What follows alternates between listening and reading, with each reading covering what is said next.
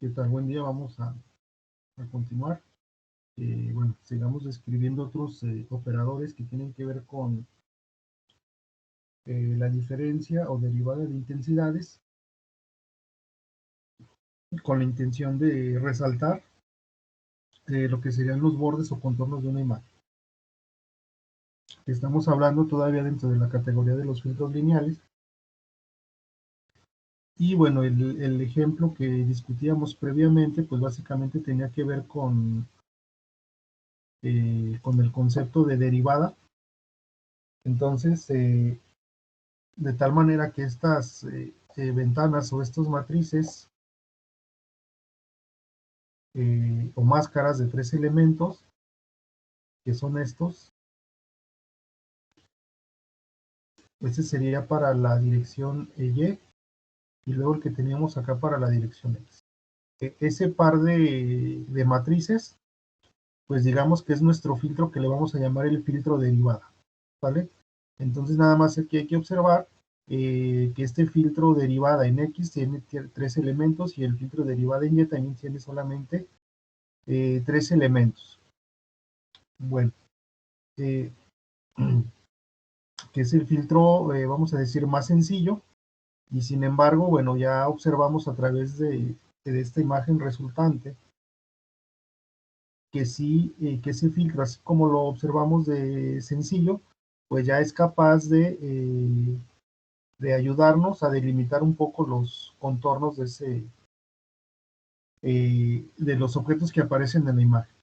Aquí nada más mencionar, o vamos a ver que adicionalmente a lo que es el filtro derivada, que es este que acabamos de mencionar, pues existen otras propuestas, ¿vale? Entonces, diríamos que además del filtro derivada, que ya describimos, otros autores han generado otro tipo de máscaras o filtros que también tienen el objetivo de hacer esta función y obviamente pues también se toman como referencia, como base, lo que es la definición del concepto de derivada que nosotros utilizamos. Al igual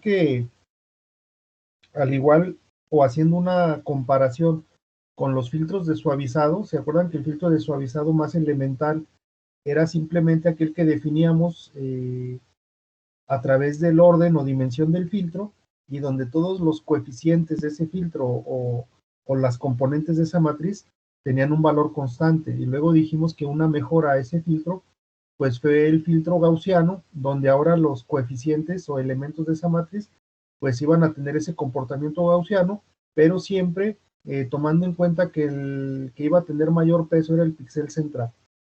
Entonces, en ese sentido, también aquí en cuanto a la derivada o a los operadores que tenemos para poder resaltar o detectar los bordes, pues también su punto de partida es el filtro derivada, pero luego, pues a partir de la observación de resultados, pues ya diferentes autores han hecho propuestas de máscaras o filtros y obviamente pues la intención de poner esas variantes en los filtros, pues siempre va con el objetivo de mejorar resultados, ¿sí?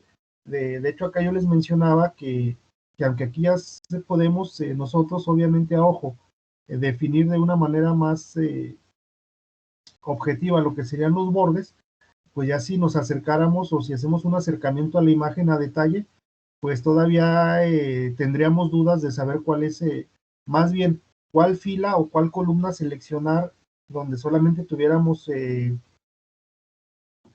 o que identificáramos como borde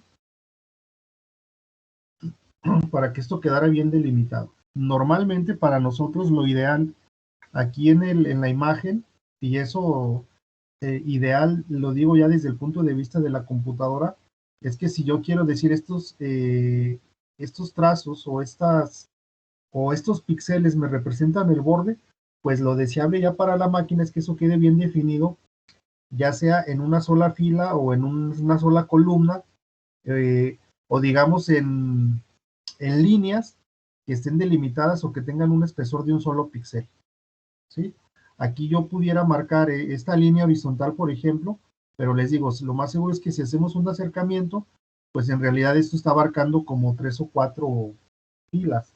y entonces todavía para la computadora, pues dice, bueno, pues tú me estás diciendo que aquí hay un borde, pero la computadora lo que está viendo son 4 filas, entonces todavía no sabe cuál es el borde. En ese sentido, se proponen, se han generado máscaras todavía que permiten establecer mejoras. Entonces, les digo, si buscamos información en ese sentido, en libros de textos o aquí hacemos una búsqueda por internet, pues nos vamos a encontrar una gran variedad de propuestas, pero bueno, aquí ya nada más les señalo en particular dos adicionales que, que son las que se utilizan comúnmente, o al menos tienen un equilibrio entre simplicidad y entre que no se tardarían o no se requieren de operaciones adicionales, ¿vale? Aunque bueno, más adelante sí describiremos cuando estemos ya propiamente en el tema de detección de bordes. Aquí nada más estamos discutiendo sobre los filtros. Ya cuando entremos propiamente en la detección de bordes, vamos a ver que ya no es solamente aplicar una sola operación, sino más bien ya hay que hacer una mezcla o combinación de operadores para detectar los bordes de una mejor manera. Aquí nosotros simplemente estamos viendo que los operadores que estamos utilizando de alguna manera ya nos están proporcionando información al respecto del borde. Sin embargo, bueno, todavía es necesario seguir utilizando o haciendo mejoras sobre las operaciones, pero eso a través de aplicar ya no solo una operación, sino quizás un conjunto de operaciones, y eso todavía me va a ofrecer mejores resultados. Bien, entonces aquí nada más les hago el comentario porque otra vez vamos a utilizar estos dos filtros llamados de diferencias o de derivada o basados en derivada para poder detectar bordes. En este caso, como mencionamos aquí,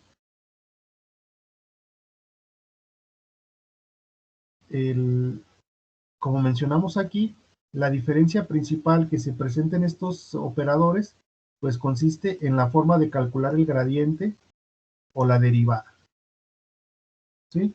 Entonces ya vimos nosotros que en el filtro de derivada, pues simplemente tomamos un píxel de referencia y si estamos en la dirección X o Y, pues tomamos solamente dos de sus píxeles vecinos y efectuamos la derivada. Entonces, vean que en este caso, tanto el operador de Prewitt como de Sobel ya no solamente contempla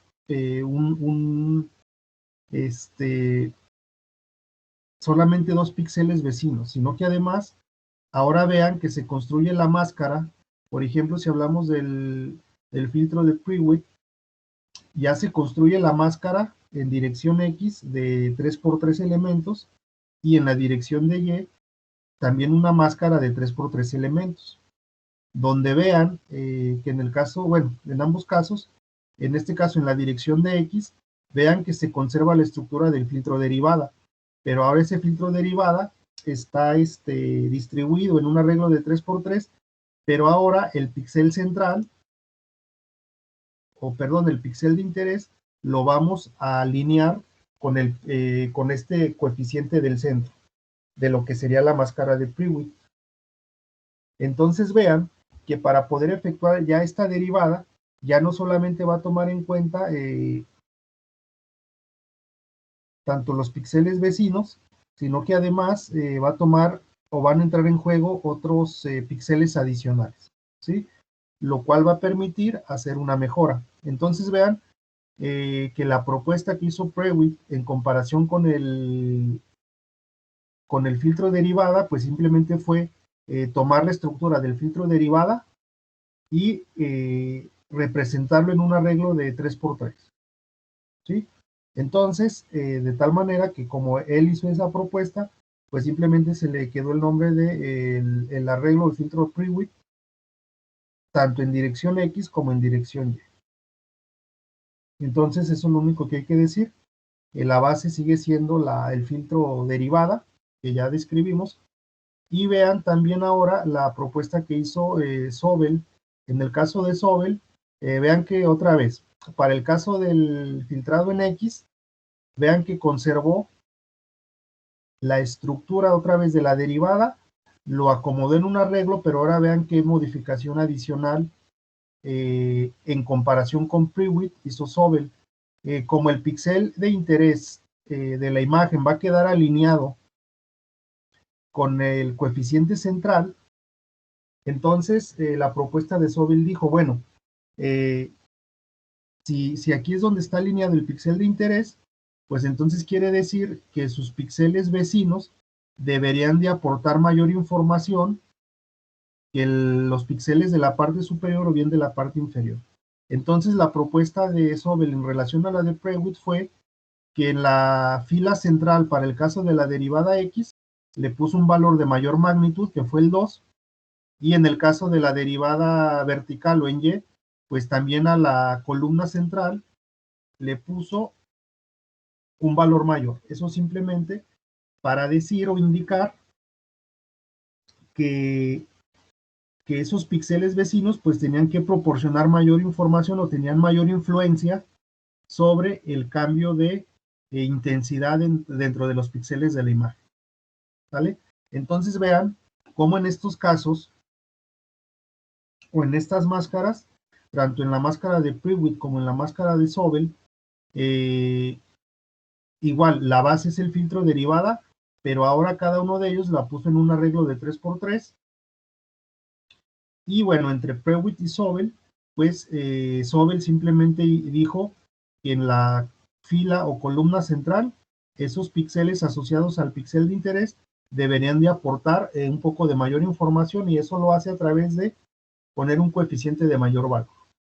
Esa sería la única causa o diferencia entre esos dos filtros. Y luego, bueno, aquí nada más esta anotación que aparece delante de las máscaras de Prewitt es simplemente decirles que nosotros podemos construir o representar ese filtro de X a partir de dos vectores, un vector columna y un vector fila, donde si nosotros hacemos la operación de convolución entre estos dos vectores, pues vamos a llegar a esta matriz. ¿Sí? Ahora, ¿por qué aquí es importante saber o identificar que ciertos filtros los podemos escribir de esta manera? Esto ya tiene que ver con el asunto de la optimización computacional. ¿Sí? De las propiedades de la convolución, bueno, esto tiene que ver con lo siguiente. Vamos a ver. Vamos a suponer que yo tengo tres matrices. ¿Sí? La matriz C, la matriz B y la matriz D. Entonces, las propiedades dicen que yo puedo asociar. Esta es una propiedad de convolución. Que si yo tengo tres matrices, puedo resolver primero la convolución de C con D y finalmente el resultado convolucionarlo con B. Y eso es similar a que yo primero convolucione B con C y finalmente convolucionar con D. Bueno, ¿por qué es importante esto? Si nosotros desarrollamos de manera explícita estas dos operaciones, acuérdense que yo para poder aplicar la máscara, ¿qué es lo que hacemos? Pues es una convolución. En este caso hacemos la convolución de la máscara de X de Prewitt, en este caso con la imagen, y por cada píxel yo tengo esta combinación lineal. ¿Sí?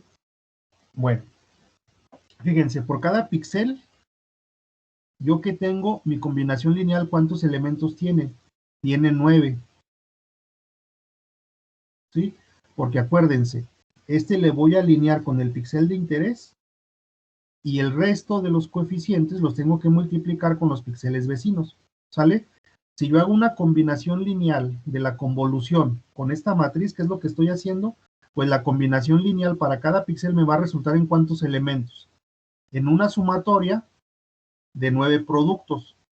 Estos serían este contra el píxel de la imagen, este contra el píxel de la imagen, y así cada uno de estos contra el píxel de la imagen me da 9 factores. Es decir, yo tendría aquí una sumatoria de 9 factores. Ahora, vean qué es lo que pasa si yo este filtro lo puedo descomponer en estos dos vectores.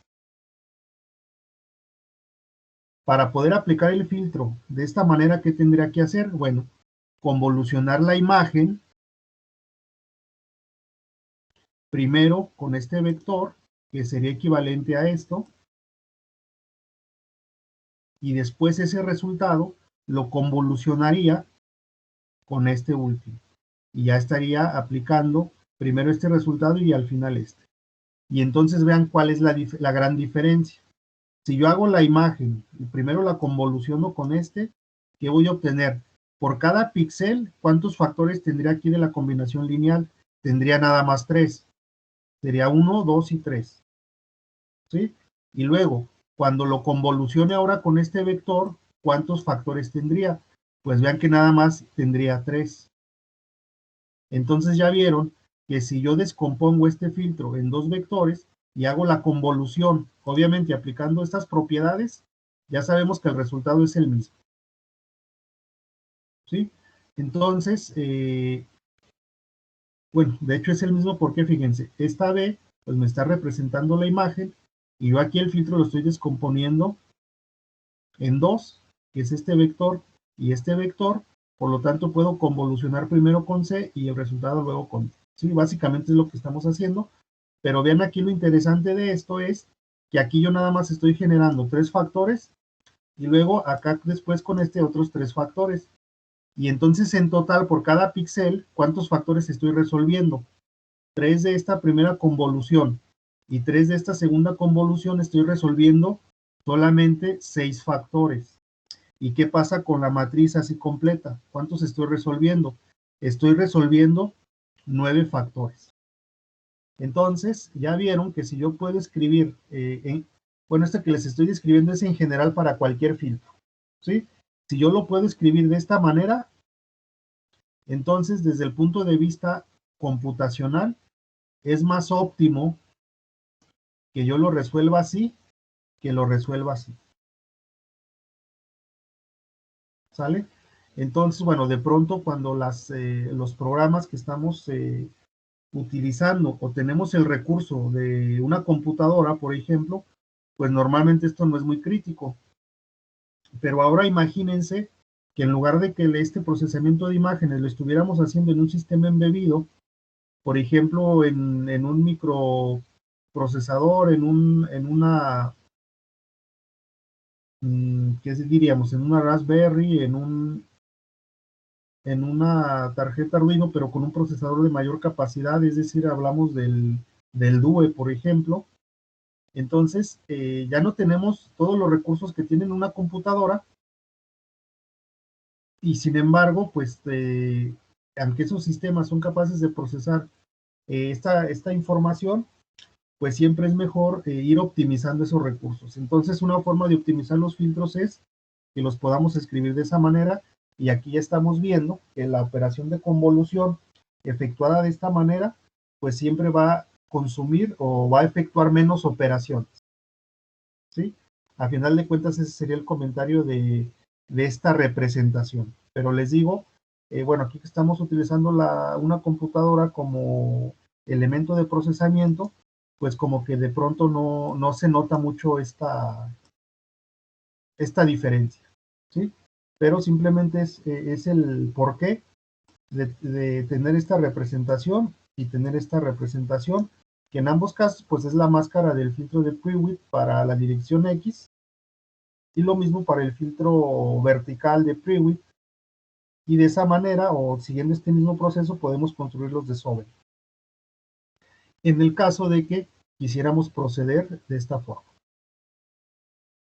Bueno, no sé si hasta aquí tengan alguna pregunta o comentario.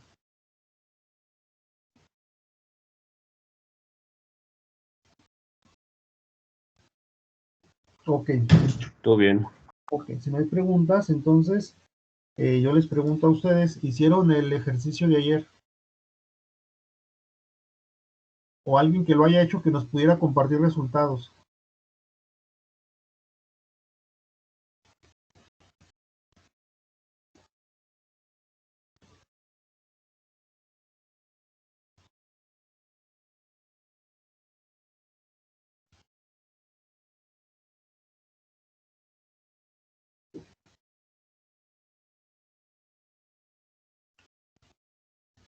Nadie lo empezó a hacer. Traté de hacerlo, pero no me salió, entonces tengo que checar otra vez la estructura. Ok. Bueno, entonces vamos a hacer lo siguiente. Bueno, más bien la idea, o aquí ya más bien para la sesión de hoy, pues era los filtros estos de Prewitt y Sobel, y la idea era que comparen sus resultados con lo que con lo que obtuvieron en la práctica o en el ejercicio de ayer. Pero bueno, vamos a hacer lo siguiente, pónganse a trabajarlo ahorita. Igual si hay alguna duda, pues ya lo revisamos, porque el siguiente paso, una vez que ya tengan ese, es ahora que prueben estos filtros, que prueben el filtro de Prewitt y prueben el filtro de Sobel, ¿sí? Para que ustedes puedan distinguir o para que observen las diferencias en la imagen. En el ejercicio de ayer, yo les comentaba lo siguiente. Fíjense, yo les solicito en el ejercicio de ayer, bueno, que ustedes capturen una imagen y en esa imagen que capturen, solamente aparezcan 2 o 3 monedas, ¿no? De diferente denominación. Y igual la recomendación era pues que no tuviera muchos píxeles. Entonces igual si la capturan con su teléfono o algo así, pues ahí hay que ver con algún editor de imágenes que nos permita bajar la resolución. Yo les decía, bueno, como sugerencia de 4, creo que un estándar es 480 por 640 o 240 por 320, cualquiera de esos, para que no sean muchos píxeles a procesar. Y una vez que ya la tuvieran, la traducieran o la guardaran en niveles de grises, y luego que le aplicaran las derivadas, la derivada X, la derivada y luego finalmente obtuvieran el gradiente. Y les pedía un último paso donde les indicaba que ya una vez que tuvieran el gradiente, hicieran la sumatoria de la imagen original con el gradiente. Entonces, aquí la idea de que hagan esta sumatoria es que en la imagen original, como se está adicionando la información del gradiente, se esperaría mejorar los bordes de esta imagen original. Es decir, una vez que aquí ya los logramos resaltar, si aplicamos una sumatoria con la imagen original, entonces la imagen resultante será que estos bordes aparecerán mejor definidos. Ok, entonces, en ese sentido, estos dos filtros, tanto el de Prewitt como el de Sobel, deben de mejorar este resultado. Es decir, si aquí estos bordes, yo les digo que nos están abarcando como 4 o 5 filas o columnas, se supone que con este Prewitt y Sobel, eso todavía se tiene que ver mejor definido. Y ese resultado, pues lo vamos a observar mejor después, o más bien, se puede apreciar en la imagen original que una vez que obtengamos el gradiente, hagamos aquí la sumatoria y se van a resaltar mejor los bordes, ¿sí? Entonces, eso es lo que, digamos que sería el objetivo que de ahora, que si ya teníamos resuelto la parte del filtro derivada, que hagamos ese mismo ejercicio, pero ahora con la intención de comparar la máscara de Prewitt y Sobel. Y aquí vamos a ver, o es demostrar que en efecto, por esta modificación que hizo Sobel, pues nos ofrecería en principio mejores resultados que el filtro de Prewitt. Entonces, bueno, ahorita en pro de que experimenten esa parte y lo puedan observar, bueno, vamos a hacer lo siguiente. Bueno, también parte del plan de hoy es que revisemos su examen. Entonces, bueno, les voy a pedir, bueno, ahorita mientras están trabajando en esto de los ejercicios, que igual también tengan a la mano la solución de su examen y ahí consigan una pluma de tinta de roja o azul para revisar el examen. Ahorita me van a ayudar ustedes lo que yo voy a hacer es, bueno, a proyectarles aquí la solución y ya ustedes van, bueno, aquí vamos discutiendo la solución, ustedes se van revisando y ahorita que terminemos de revisarlo, que igual, ya le ponen ustedes, le van a poner ahí la sumatoria de los puntos que hayan obtenido, le van a poner su firma y lo van a digitalizar y me lo van a mandar al correo electrónico, ¿sí? Para que yo esa calificación que obtengan es la que yo voy a registrar en ESIMA, pero bueno, aquí nada más hacerles la aclaración que es la calificación correspondiente solamente al examen parcial, ¿sí? Pero sin embargo es la calificación que quedaría registrada ahí en ESIMA, ¿sí? Entonces, bueno, ahorita se ponen ahí a trabajar ahorita mientras preparo lo del examen y ahorita en cuanto lo tenga ya les aviso para empezar el proceso de calificación. Entonces, ahorita por lo pronto hay que ponerse a trabajar en estos ejercicios de los filtros de detección de borde. Les digo, de todos si tienen alguna duda o pregunta, aquí la vamos resolviendo y mientras preparo el examen para que lo vayamos a calificar, ¿vale? Entonces, bueno, nos ponemos a trabajar y ya ahorita yo les aviso cuando esté la revisión del examen. No sé si tienen alguna pregunta o comentario. Está bien. Nada más tenemos que buscar el examen que hicimos la otra vez y calificarlo según lo que nos di. Es correcto. Si Ok. tenganlo ahí a la mano para poder hacer la evaluación. Entonces, permítanme unos minutos y ahorita yo les aviso mientras trabajen en los ejercicios estos de los filtros.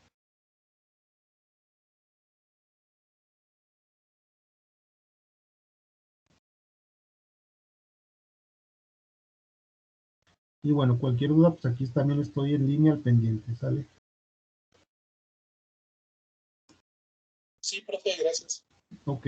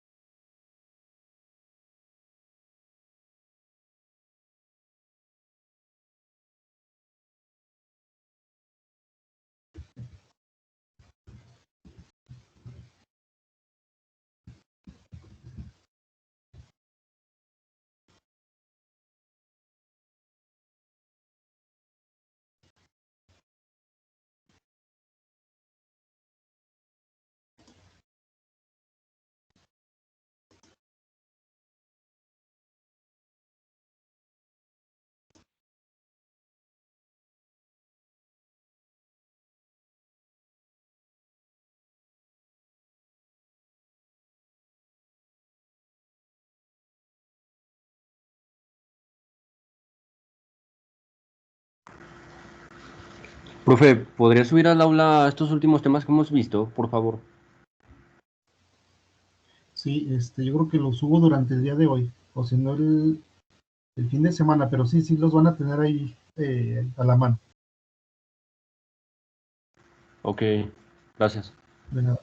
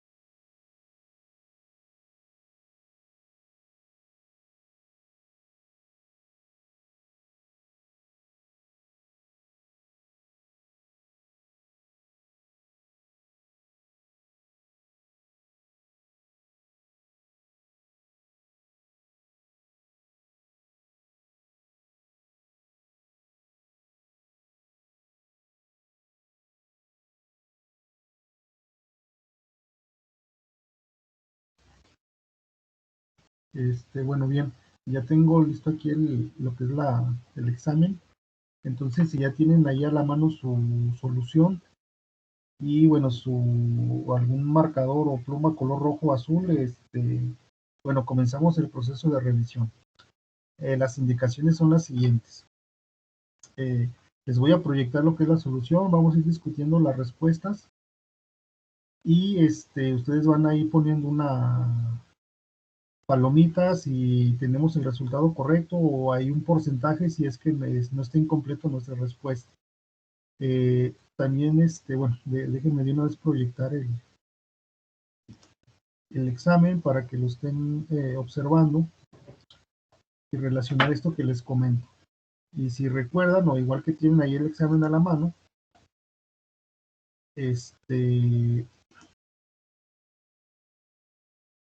bueno, observen que cada pregunta o cada sección pues tenía asociado ahí una calificación. Entonces, por ejemplo, aquí en esta primera sección que dice que tiene un valor de 4 puntos, bueno, ahí recordando hay 4 preguntas. Si las 4 están respondidas de manera correcta, se ponen ahí las palomas correspondientes y aquí del lado derecho ustedes ponen los puntos que alcanzaron. Si alcanzaron los 4, pues ponen aquí el 4.0 y subrayan, ¿sí? Y lo mismo para cada pregunta. Aquí en un costado, ya sea del lado derecho o del lado izquierdo, donde tengan espacio, van a poner el puntaje alcanzado y lo van a subrayar. Al final, van a hacer la sumatoria de todos esos puntos y la sumatoria total la van a escribir aquí, donde dice calificación. Si es que tuvieron la oportunidad de imprimir la carátula del examen, ahí le ponen la calificación, la encierran en un círculo y ponen ahí en un costado o en algún espacio de la parte superior derecha, van a poner su firma autógrafa. Entonces, eso, si les digo, si tuvieron la oportunidad de imprimir el examen, si es que lo resolvieron en hojas aparte, entonces nada más hay recordarles que, bueno, como lo debieron de haber subido en el aula virtual, es cada hoja con sus datos o con su nombre. Y aquí en el caso de la revisión, si es que no tuvieran la carátula del examen, entonces esto que les indico lo van a poner en la primera página de la hoja de solución. De tal manera que al final, en la primera página de hoja de solución, parte superior derecha, ahí debo de yo visualizar la sumatoria de la calificación encerrada en un círculo y también por ahí debe de aparecer su firma. Bien, una vez que hayamos terminado de revisar el examen, el siguiente paso es digitalizar. Lo van a digitalizar, van a generar un solo archivo en PDF y ese archivo en PDF me lo van a enviar al correo electrónico el día de hoy. El nombre del archivo sería el siguiente, le van a poner E1 y luego le van a poner guión, las iniciales de su nombre, empezando por apellidos, y le van a poner otro guión y terminan con la letra R. Indica, esa R dice de revisado. Entonces me lo envían al correo. En el asunto del correo electrónico le van a poner examen revisado. Entonces, con esa información que ustedes me manden el día de hoy, y vamos a decir el día de hoy como hasta las 4 de la tarde, por ejemplo, yo los voy a registrar y esa es la calificación que voy a subir a ECIMA, ¿sale? Yo nada más tengo hasta el día de hoy para poder subir esa calificación. Entonces, necesito que me lo envíen, les voy a dar hasta las 4 de la tarde para que hagan ese proceso de digitalización y envío. Y en base a lo que me envíen es lo que yo registraré bueno, previamente pues yo cotejaré la revisión que me están haciendo con lo que ustedes subieron en el aula virtual. Acuérdense que lo que ustedes van a revisar el día de hoy debe de ser lo mismo que subieron en aula virtual. Yo lo estaré cotejando para verificar que en efecto así se haya hecho. Y entonces, les digo, esa calificación que ustedes pongan aquí en la revisión de hoy es la que voy a subir en ECIMA. Pero nada más recordarles que solamente estamos hablando del porcentaje que corresponde al examen 1, ¿vale? Entonces acuérdense que tenemos varios elementos para evaluar. por cada uno de esos elementos, pues ustedes observarán una evaluación en ESIMA. Y al final, pues cada evaluación que aparece ahí en ESIMA se multiplicará por el porcentaje correspondiente, ¿sí? Otro comentario a considerar es, en ESIMA yo solamente puedo subir números enteros, ¿sí? ¿Qué quiere decir? Que de lo que ustedes me registren aquí en su examen, si es que hay alguna calificación fraccionaria, lo que yo debo de hacer es un redondeo. Entonces, el criterio de redondeo es de 5 décimas hacia arriba, redondeo a número entero superior, menor a 5 décimas, redondeo al entero inferior. Sin embargo, tomen ustedes en cuenta que si alguien obtuvo, por ejemplo, un 8.5, yo en ESIMA registro 9, aunque tomen en consideración que para efectos de su evaluación final, el porcentaje correspondiente será multiplicado por el 8.5. Y lo mismo para quienes hayan tenido un 8.4, por ejemplo, pues lo que yo subiré encima será un 8, pero estén conscientes de lo que se va a multiplicar para efectos de evaluación final, será el 8.4 por su evaluación correspondiente. ¿Sale? Entonces les comento esto para que no pierdan de vista eso y no haya confusión en cuanto a los números al final o cuando hagamos evaluación final. No sé si de esto que acabo de comentar tengan alguna duda o comentario al respecto.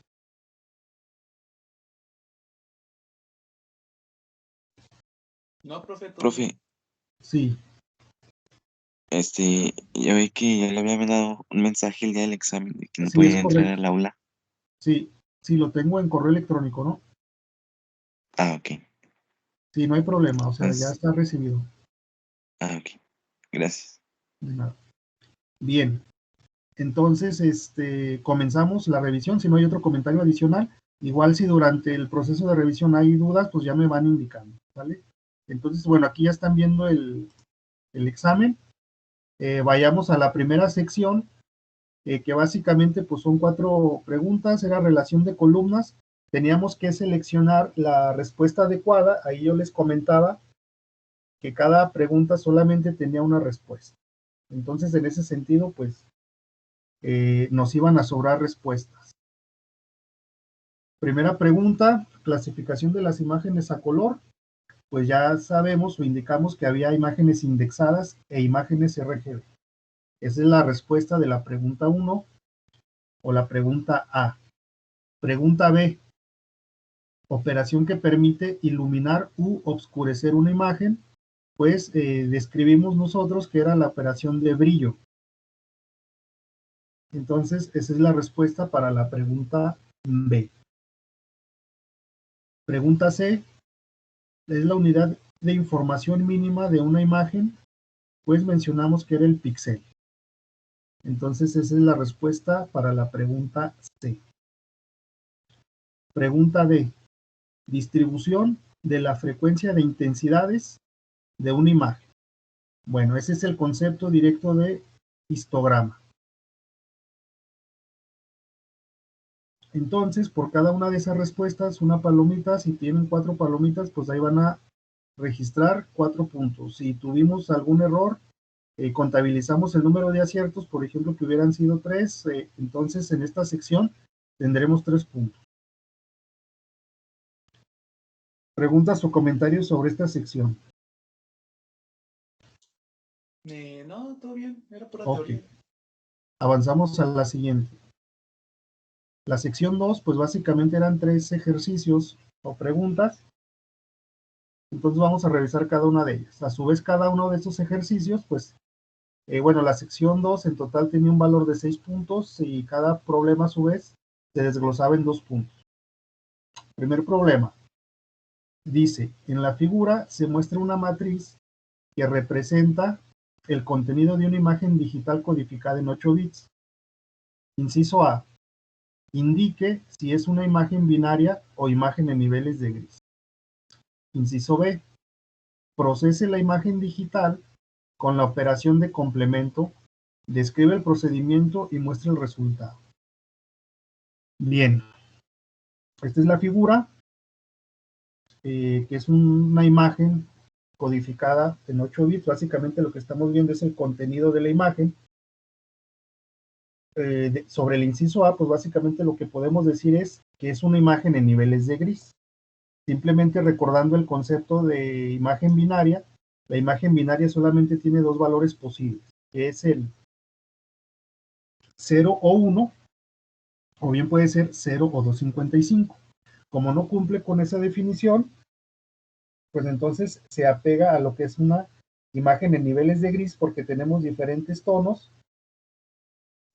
y todos están dentro del rango de 0 a 255, que corresponden a una imagen codificada en 8 bits. Entonces la respuesta de inciso A es una imagen en niveles de gris. Inciso B, básicamente consiste en aplicar la operación de complemento. Aquí la descripción del procedimiento. ¿Sí? Ya sea que hayan escrito o redactado algo similar a eso, o que hayan efectuado algunos cálculos a mano, ya sean, no sé, el cálculo de 3 o 4 píxeles a mano, eso se entiende como procedimiento, ¿sí? Entonces, ya sea que de manera escrita hayan puesto esos cálculos de 2 o 3 píxeles, eso ya es el procedimiento. Si no lo hicieron el cálculo, pero debieron de haber escrito algo como esto, decimos, se obtiene el valor máximo de intensidad, y decimos, la intensidad de cada píxel de la imagen se le resta a este valor máximo para generar la imagen complemento. ¿Vale? Entonces, ese enunciado representa el procedimiento, o bien si no redactaron este enunciado, si desglosaron de forma explícita la operación de al menos 3 píxeles o más, pues ya también es válido el procedimiento. ¿Sí? Y el resultado, pues aquí está en una matriz de mismas dimensiones. Aquí simplemente estoy señalando cuál es el valor máximo de todos estos píxeles, es el 123. Y ahora sí, hago una exploración de la imagen original y cada intensidad se la voy a restar a ese valor máximo. De tal manera que para eso me quedaría 123 menos 85 me da 38, 123 menos 0 me da 123, 123 menos 45 me da 78, y así de manera sucesiva. ¿Sí? De tal manera que estos son los valores que debieron de haber quedado en la imagen resultante. ¿Sí? Bien, entonces fíjense. Procedimiento, o bien este párrafo, o bien operaciones aquí de manera explícita, al menos 2 o 3. Y esto es el resultado. ¿Sí? Aquí nada más, si solamente pusimos el resultado, es decir, si solamente escribí esta matriz resultante, pero no indiqué cuál fue el procedimiento que seguí, es decir, no redacté ningún enunciado parecido a esto, o tampoco escribí aquí ningún cálculo de manera explícita, entonces quiere decir que no me está describiendo el procedimiento, y si carece de eso, entonces se va aquí a poner una penalización de 3 décimas. ¿Vale? Entonces quiere decir que de estos 2 puntos, pues simplemente le quedaría 1.7. Sin embargo, si integró todo lo que le estamos comentando, entonces se pone la calificación completa y en esta pregunta tendría 2 puntos. ¿Vale? Entonces, bueno, básicamente eso sería la solución de la pregunta E. No sé si hay alguna pregunta o comentario al respecto.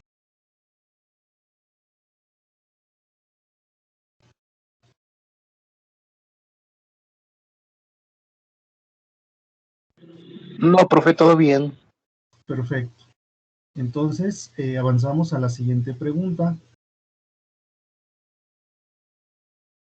Pregunta F. Dice, describa el procedimiento de una función para obtener el histograma de una imagen de niveles de gris. Bueno, varias formas de poner esta respuesta. Una forma, en términos de algoritmo o de escrita, que es como la que presento yo. Otra forma es que pudieron haber puesto un diagrama de bloques. Otra forma, o diagrama de flujo. Otra forma es que hayan puesto directamente código. Cualquiera de las opciones que hayan ustedes considerado es válida, ¿sí? Nada más que dentro de esas opciones deben de existir ciertos elementos. Ahorita vamos comentando cuáles. Y bueno, la forma en que yo respondo esta pregunta fue esta. Primero, bueno, ahí ya no lo indicaba la pregunta, pero aquí yo lo estoy estableciendo. Que la entrada a la función que yo voy a construir tiene que ser la imagen, pero ya en tonos de gris. ¿Sí? Bien. Ahora, como de lo que estoy hablando es de un histograma, entonces yo sé que ese histograma, pues básicamente se refiere a contabilizar las intensidades. Por lo tanto, la siguiente acción que yo debo de considerar o hacer en mi función de histograma es generar un vector contador, donde el contador o ese vector va a tener un tamaño tal que pueda almacenar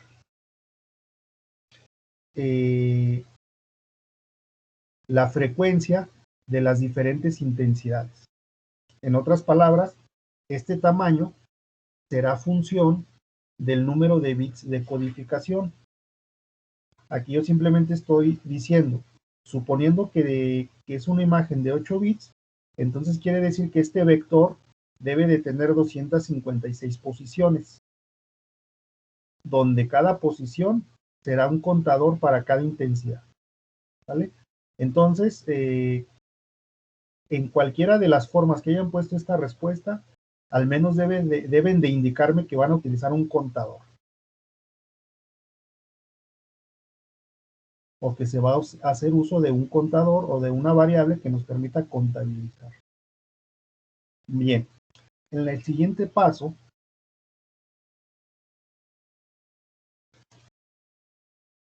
lo que indico es explorar los píxeles de la imagen en grises. Entonces, según la intensidad que tenga cada píxel, se incrementará el contador correspondiente. ¿Sí? Es decir, bueno, esta exploración de imagen, pues igual si lo escribí en código, puedo decir que deben de aparecer los ciclos for, por ejemplo, donde cada uno me permite accesar o ir avanzando píxel a píxel, o bien si escribí un diagrama de flujo, pues a lo mejor tiene que indicar en algún bloquecito que digan leer o verificar el contenido de cada píxel. Y según la intensidad, pues incrementar el contador asociado que le corresponde. Y bueno, aquí ya al final simplemente es el resultado. Dice después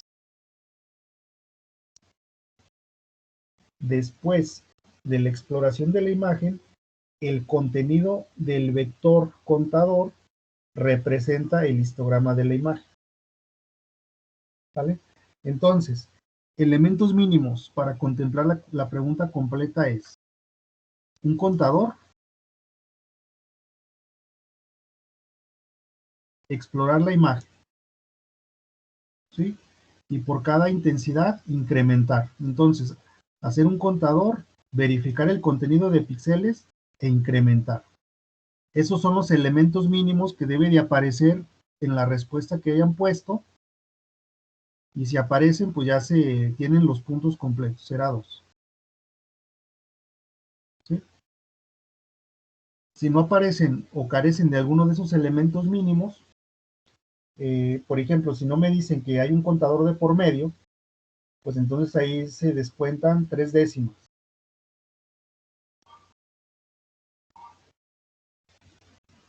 O cualquiera de los 3 elementos que les acabo de indicar. O sea, como mínimo, ahí en su respuesta debe de aparecer o indicar en algún lado que hay algún contador. Que hicieron una exploración, un barrido, un recorrido o una verificación de los píxeles de la imagen. Ese sería el segundo punto clave. Y después de verificar, pues me tienen que decir que el contador se incrementa. Y cuando menos, esos son los requisitos mínimos para que su función de histograma pueda funcionar. Si están esos elementos mínimos, entonces se ponen 2 puntos. Si carecen de alguno de ellos, se penalizan con 3 décimas.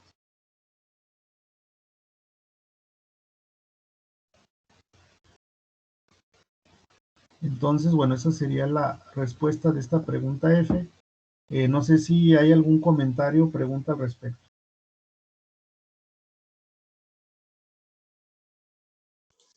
Pues yo puse que se iban a hacer 2 ciclos for Ok, en vez de poner exploración. Pero ok, no supongo que está está bien, bien. ¿no? Si aparecen los 2 ciclos for, está bien. Ok.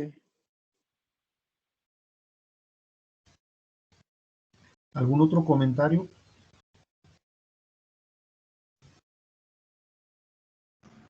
Todo bien. Muy bien. Entonces avanzamos a la siguiente pregunta.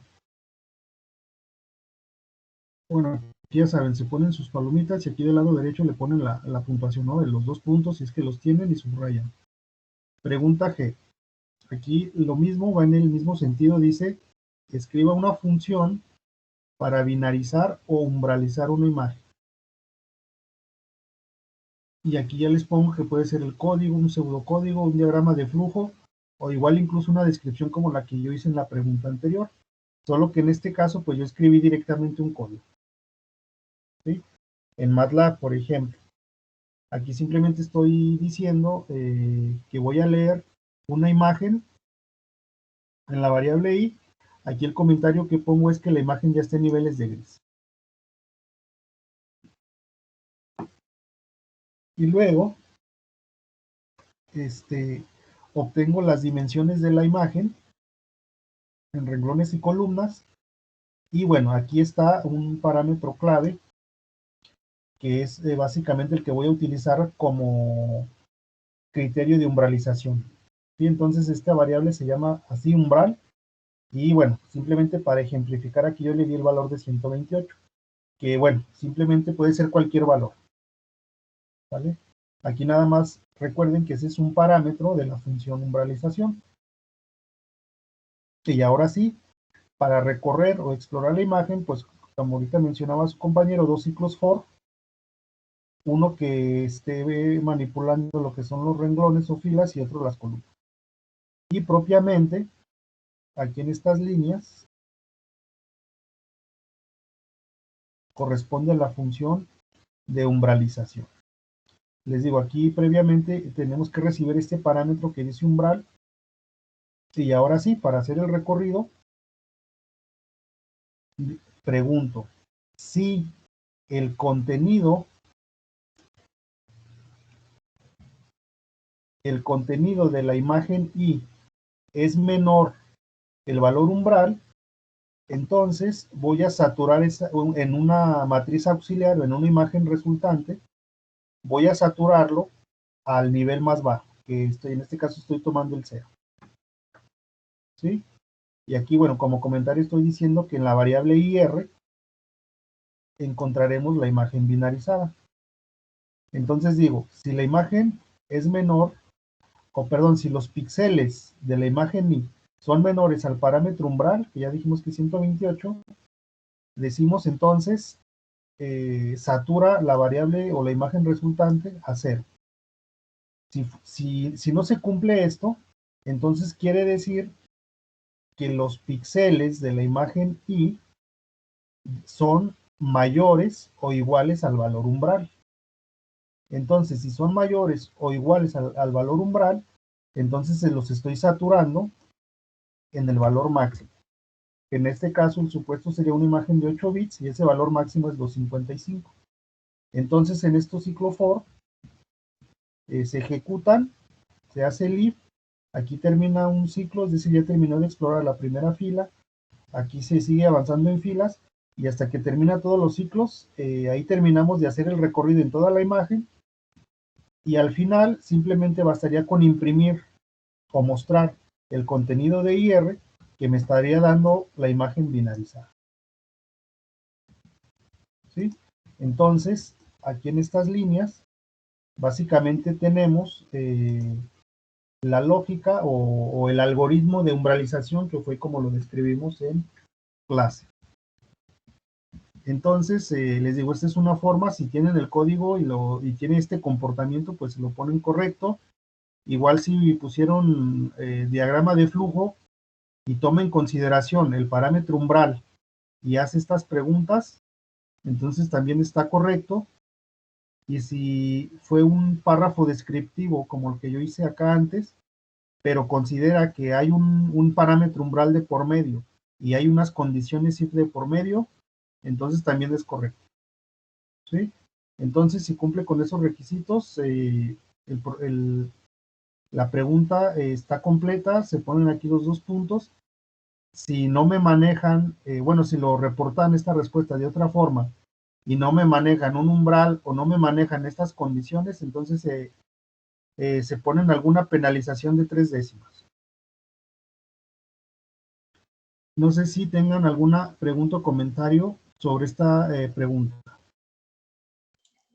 Si pusimos en vez de umbral n sobre 2, teniendo a n como el número máximo de bits. Ok, es válido, pero digamos eso lo asignaste a una variable.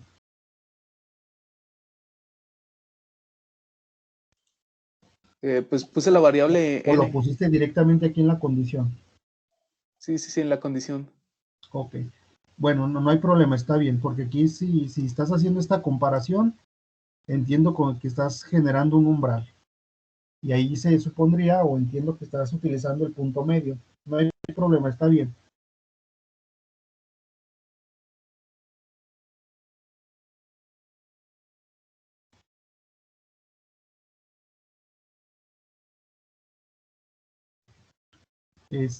¿Algún otro comentario sobre esta pregunta?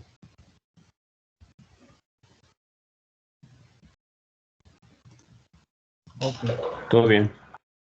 Bien, si no hay preguntas o comentarios, entonces básicamente esa sería la solución del examen. Entonces, bueno, finalmente hagan la sumatoria de los puntos alcanzados y lo registran ahí en la parte superior derecha, ¿vale? Entonces, acuérdense, le ponen ahí la calificación, encierran en un círculo y le ponen su firma. Y una vez que ya esté firmado, procedan a digitalizar y me lo envían al correo electrónico. Recuerden, tienen hasta las 4 de la tarde de hoy, dado que hoy mismo yo tengo que subir esas calificaciones a ESIMA. A partir de esa hora de las 4, si hay alguien que haya faltado de calificación, pues ya yo tomaré su examen de aula virtual y yo ahí, bueno, yo lo revisaré en base a la solución que les acabo de mostrar. ¿Vale? Bien, entonces, pues ahí terminamos el proceso de revisión. Igual en el asunto de estábamos de la clase, bueno, les recomiendo sigan trabajando sobre los programas, experimenten sobre estos filtros que les acabo de mencionar o que revisamos el día de hoy. Y bueno, si tienen alguna duda o comentario al respecto de ellos, pues retomamos la próxima sesión para que puedan completar estas actividades. Ahorita lo que resta de la sesión, más bien quisiera que la aprovechen para digitalizar su revisión y la puedan enviar por correo electrónico, ¿vale? Entonces, por hoy, pues sería todo por parte de la videoconferencia, y el tiempo que resta, les digo, utilícenlo para digitalizar y enviar su examen revisado al correo electrónico. No sé si hay algún otro comentario que quieran agregar. Yo creo que no, profesor, No. todo claro. Perfecto. Entonces, terminamos por hoy la sesión de hoy y nos vemos en la siguiente. Y bueno, recordar, espero su examen revisado por correo electrónico. Y nos vemos la próxima sesión. Que tengan buena tarde. Hasta luego. Igualmente, profesor. Igualmente, profe, gracias. Dale, nos vemos. De nada, hasta Gracias. luego. Hasta luego.